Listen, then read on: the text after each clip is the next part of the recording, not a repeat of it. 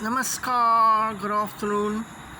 It's June the 17th and I'm at home. It's a Saturday. It's around quarter past 6:30 p.m. now, and I'm downstairs. Now all these videos I'm making, you see, they will have a certain particular characteristics, a certain melody,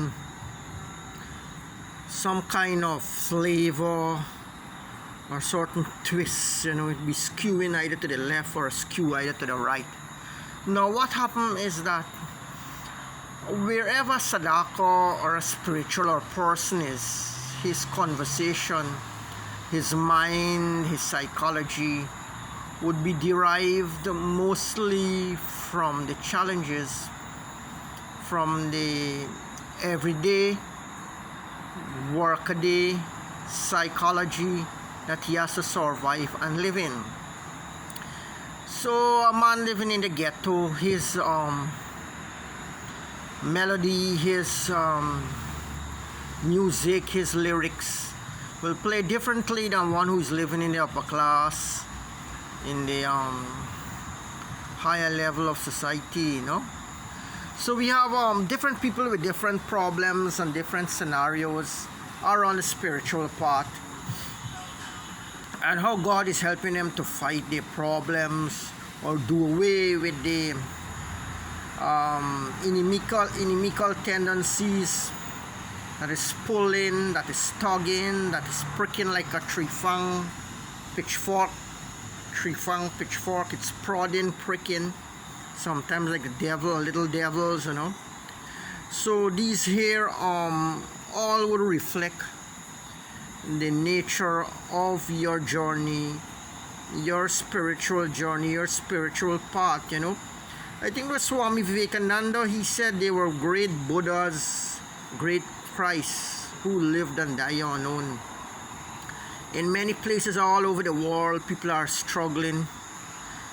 Some know, some came. There are different levels of people, and so when they have to live together, work together, it's very different feelings come out, different people culture, different people psychology. It operates at various levels you have to face, and this causes most of the problem, retaliation, most of the shootouts and gun-downs is, for example, when the lower people from the lower planes are trying to disturb the balance of those in the higher planes, or people who are at a different strata of society. We have this thing coming into play since ancient times. If you watch the religious movies, the Hindu spiritual movies, you find that the demons and the people at the lower planes, they're always trying to attack the gods and trying to capture the heaven, the kingdom of heaven.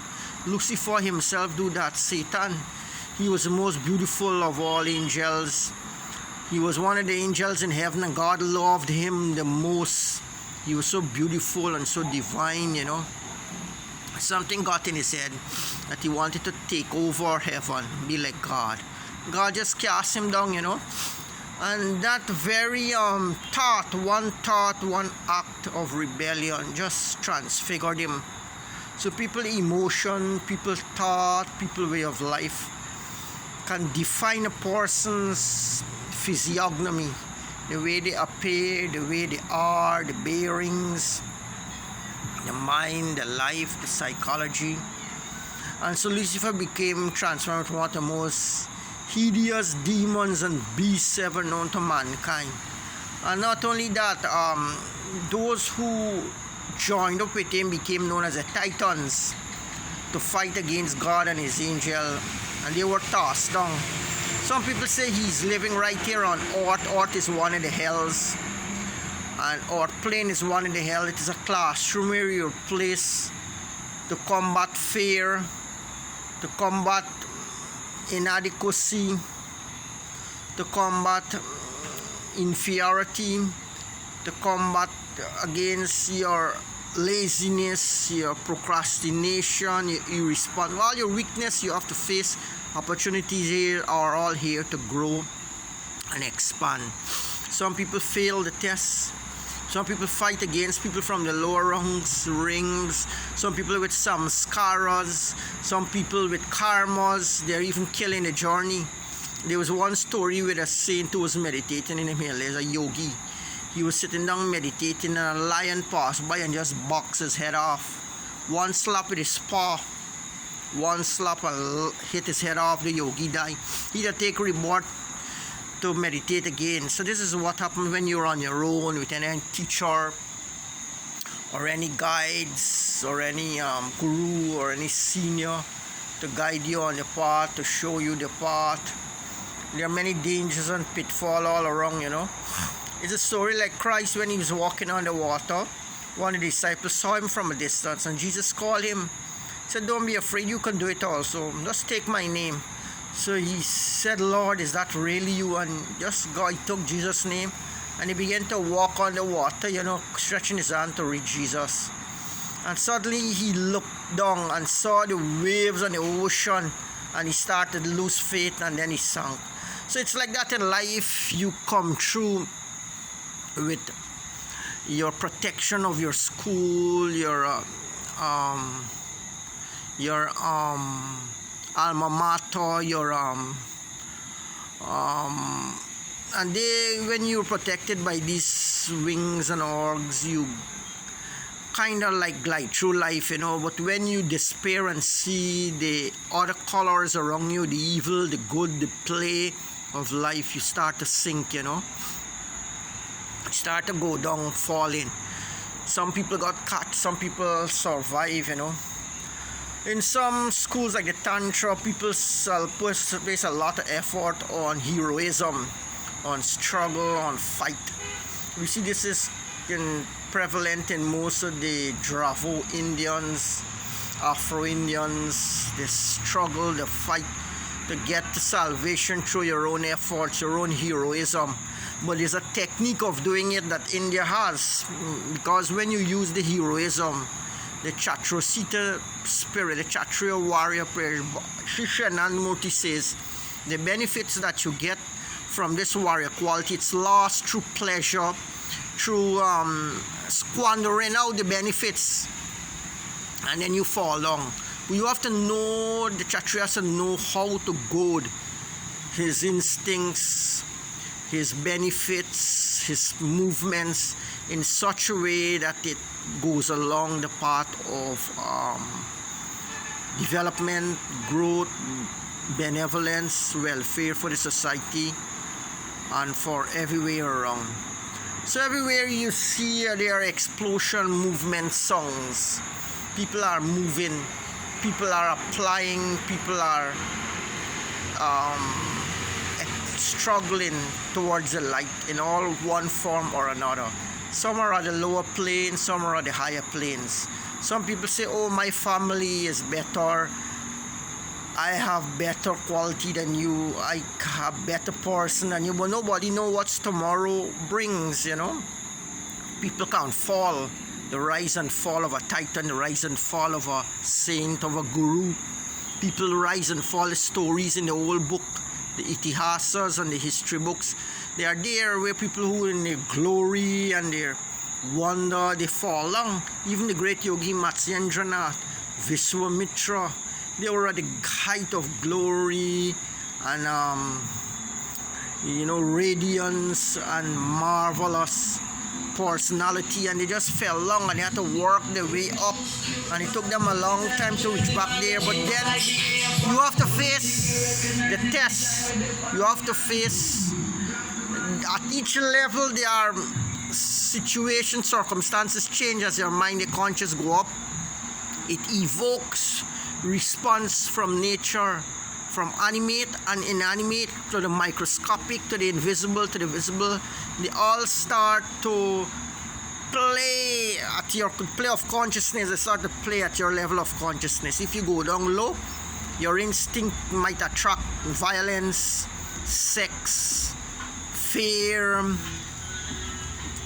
gluttony, laziness, all these things. And while you go up higher, you might get higher challenges like distractions, temptations, sleep, appetite, find the feelings that you never find before. You want to explore and enjoy, and then bam, you go right down and you fall.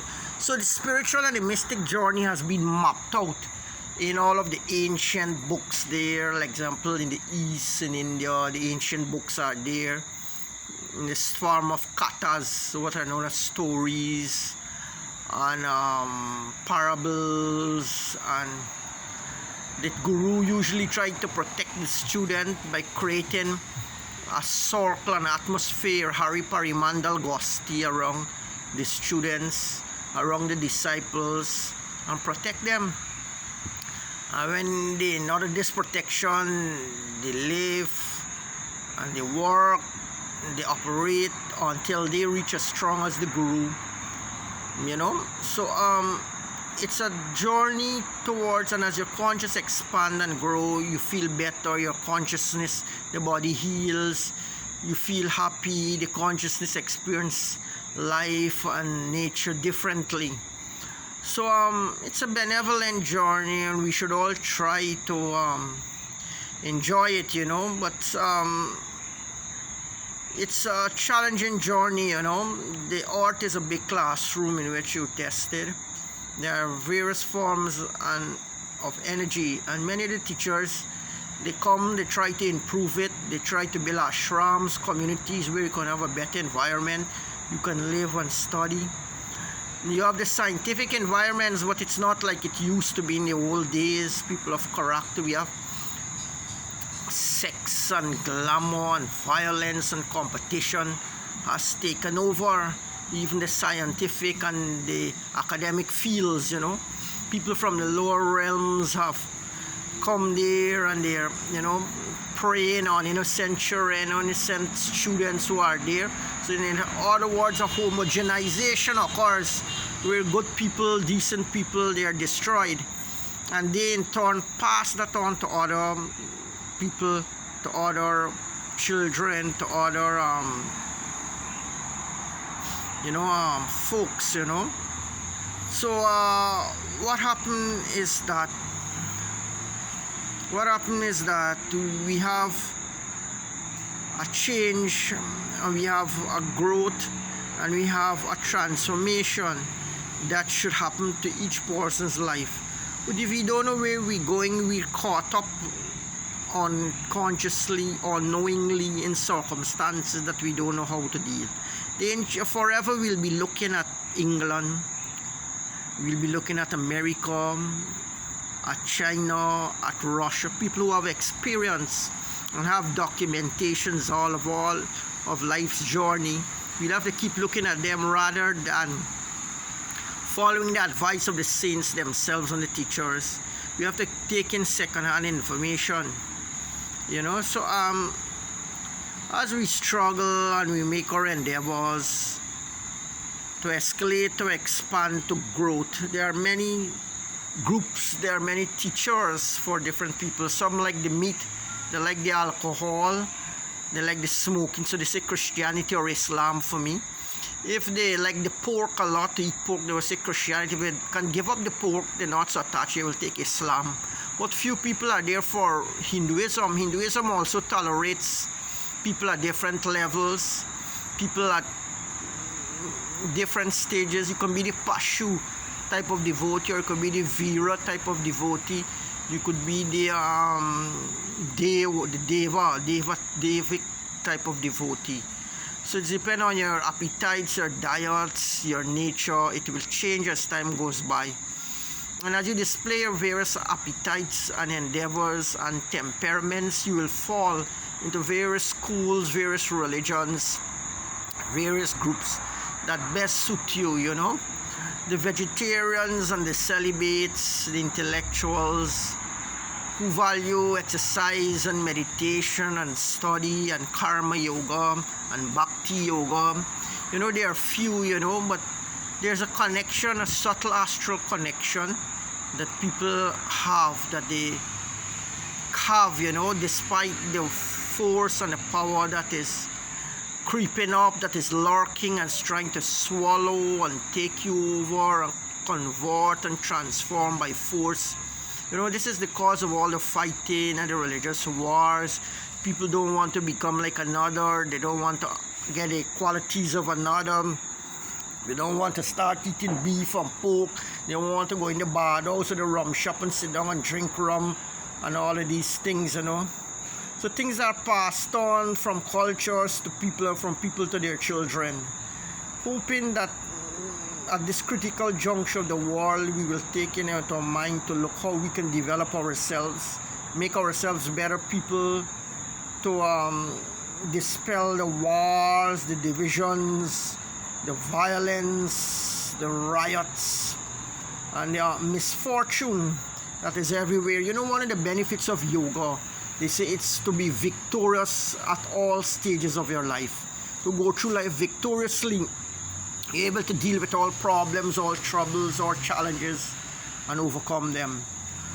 So let's think seriously about how we can solve the world problems by transforming ourselves. I think this has been a message of many of the teachers, you know, transform yourself, transform the world. Thanking you, namaskar.